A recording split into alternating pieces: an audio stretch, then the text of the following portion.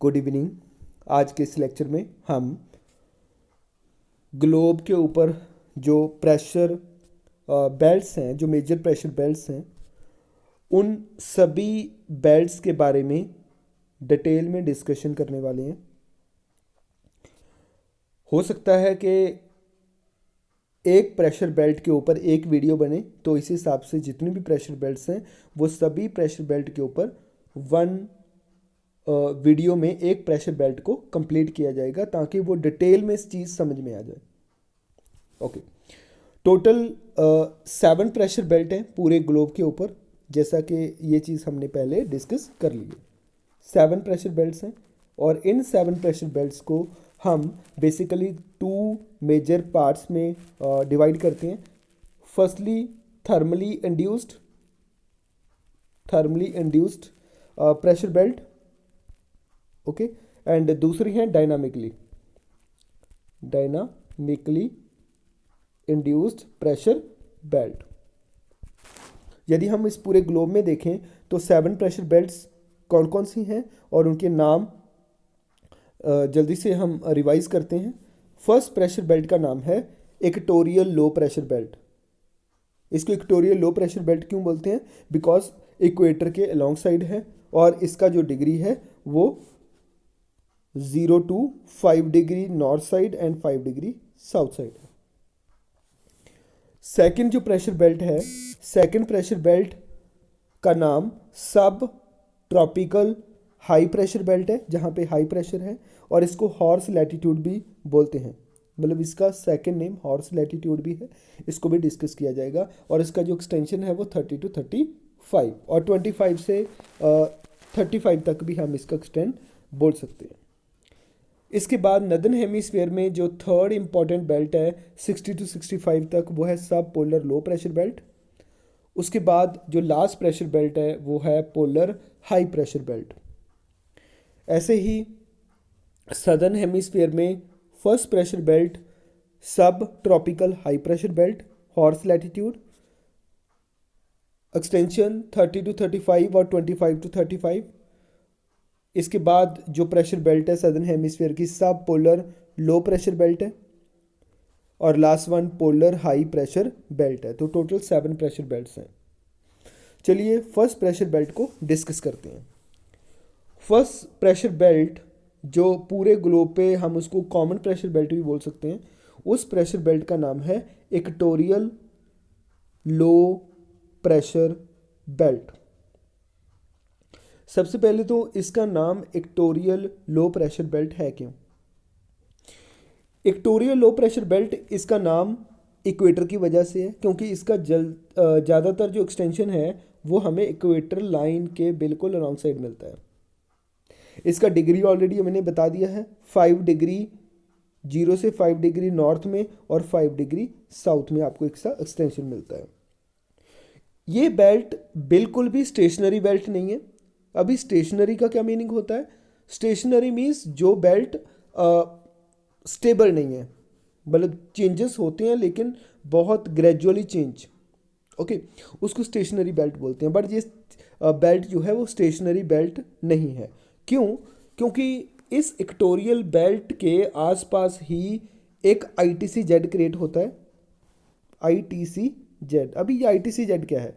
Inter tropical convergence zone, जो low pressure belt, इसी का ही दूसरा नाम इक्वेटोरियल लो प्रेशर बेल्ट है।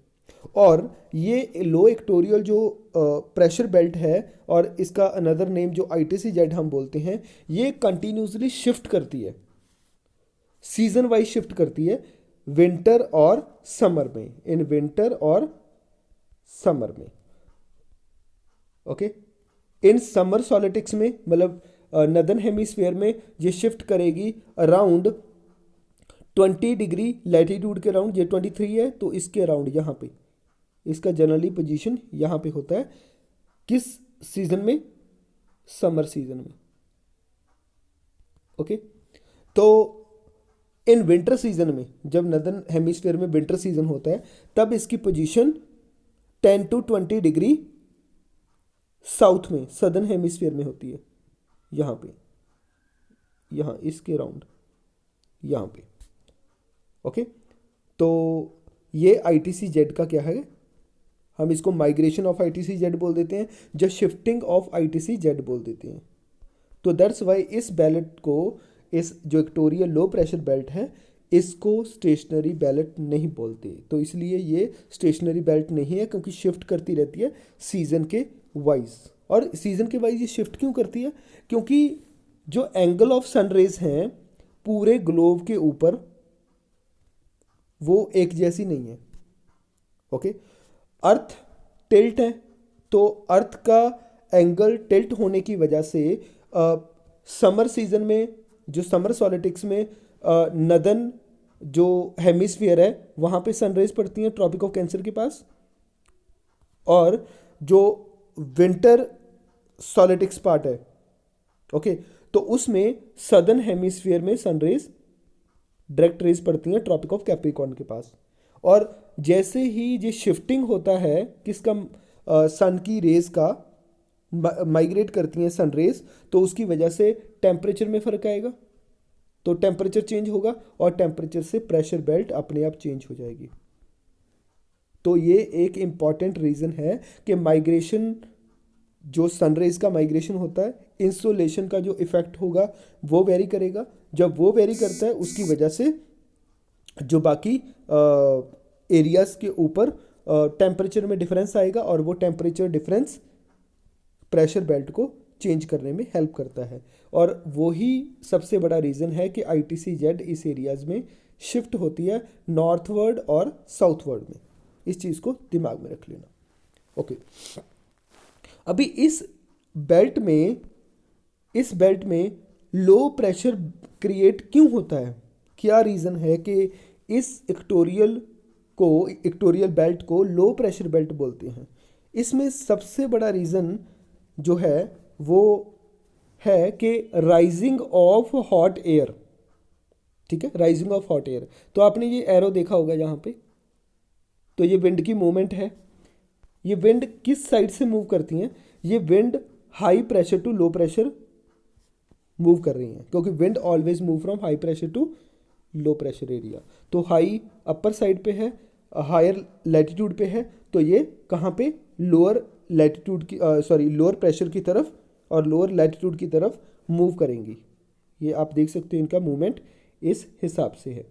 जब कंटिन्यूसली ये विंड लो प्रेशर की तरफ मूव करती हैं, तो यहाँ ITC-Z के ऊपर ये विंड आपस में क्या करेंगी, कन्वर्ज करेंगी। तो इसको हम डायग्राम की हेल्प से समझने की कोशिश करते हैं। सपोज ये आपका पूरा ग्लोब का पार्ट है, यहाँ पे ये ग्लोब का, और ये आपका 0 डिग्री है जो मैंने इक्वेटोरियल वाला पार्ट बताया। तो यहाँ से जो विंड है वो इस हिसाब से मूव कर रही है जो मैंने डायग्राम में आपको दिखाया था, क्योंकि यहाँ पे है लो प्रेशर और यहाँ है high pressure. Wind always move from high to low pressure. तो जैसे ही विंड लो प्रेशर की तरफ अट्रैक्ट होती हैं ITC-Z की तरफ, तो यहाँ पे विंड क्या करेंगी, सबसे पहले इस विंड को अट्रैक्ट करने के लिए लो प्रेशर बेल्ट है। दूसरा सबसे इंपॉर्टेंट पार्ट कि यहाँ पे सनरेज सीधी पड़ने के कारण टेम्परेचर क्या होता है, हाई होगा। जब टेम्परेचर हाई होता है किसका, सरफेस का, लैंड का टेम्परेचर हाई होगा, तो जब ये सारी विंड्स इसी सरफेस के आसपास घूमेंगी तो इनका टेम्परेचर भी क्या हो जाएगा, हाई। तो इन एयर का टेम्परेचर क्या हो जाता है, हाई। और जब एयर का टेम्परेचर हाई हो जाएगा तो वो क्या हो जाती हैं, वो लाइट हो जाती हैं। सबसे पहले वो हाई टेम्परेचर के कारण वार्म होंगी, वार्म के साथ ही बिकम लाइट हो जाएंगी, हल्की हो जाएंगी। जब वो हल्की होंगी तो यहाँ से वो क्या करेंगी, राइज करेंगी। तो कोई भी लाइट चीज़ है वो राइज करती है, और यहाँ से जब वो राइज करेंगी ऊपर, राइज करने के बाद यहाँ पे क्लाउड्स, क्लाउड के बाद रेनिंग। ओके, और इस टाइप का जो रेनिंग प्रोसेस है इसको हम बोल देते हैं कन्वेक्शनल रेन, कन्वेक्शनल रेनफॉल। ये इसी प्रेशर बेल्ट की वजह से है। दूसरा, अभी जब एयर इस एरिया में राइज कर रही है, राइज करने के बाद सरफेस के आसपास नीचे वाले एरियाज में जहाँ इक्वेटर के पास एयर की डेंसिटी लो हो जाएगी, क्योंकि सारी एयर तो क्या हो गई, राइज कर गई और ऊपर एक्सपेंड कर गई। एक्सपेंड करने के बाद जो cloudiness, condensation, cooling and all वो फिनोमेना होता है, और उसके साथ ही जो एयर की डेंसिटी है वो ग्राउंड के ऊपर कम हो जाती है। और जब एयर की डेंसिटी कम होगी तो उस एरिया में क्या होगा, weight of an air automatically क्या होगा, एयर का जो वेट होगा वो ऑटोमेटिकली लो हो जाएगा। और एयर के वेट को ही हम क्या बोलते हैं, एयर प्रेशर, एयर प्रेशर बोलते हैं। तो दैट्स वाई के एयर के राइज होने के कारण, क्योंकि एयर गर्म हो जाती है हाई टेम्परेचर के कारण, और जब राइज करेगी पहले वार्म होगी फिर राइज करेगी, राइज करने के साथ ही तो ग्राउंड के आसपास के एरिया में डेंसिटी ऑफ एयर कम हो जाता है और प्रेशर आपका लो हो जाएगा। इसलिए इस पार्ट को इक्वेटोरियल लो प्रेशर बेल्ट कहा जाता है। ठीक है, एक यहाँ पे और है, इसी प्रेशर